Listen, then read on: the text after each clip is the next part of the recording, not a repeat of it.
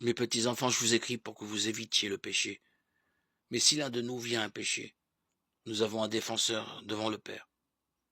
Jésus-Christ le juste. Il est la victime offerte pour nos péchés. Et non seulement pour les nôtres, mais encore pour ceux du monde entier.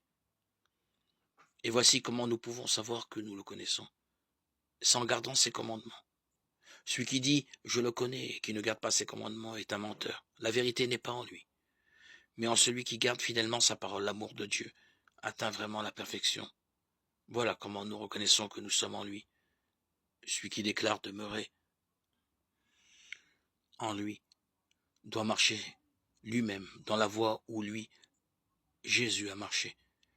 Mes bien-aimés, ce que je vous écris n'est pas un commandement nouveau, mais un commandement ancien que vous aviez dès le début.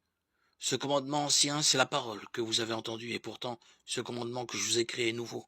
Il est vraiment en Jésus et en vous, puisque les ténèbres sont en train de disparaître et que déjà brille la vraie lumière. Celui qui déclare être dans la lumière et qui a de la haine contre son frère est encore maintenant dans les ténèbres. Celui qui aime son frère demeure dans la lumière, et il n'y a pour lui aucune occasion de chute. Mais celui qui a de la haine contre son frère est dans les ténèbres. Il marche dans les ténèbres sans savoir où il va, parce que les ténèbres l'ont rendu aveugle. 1 Jean 1, 11.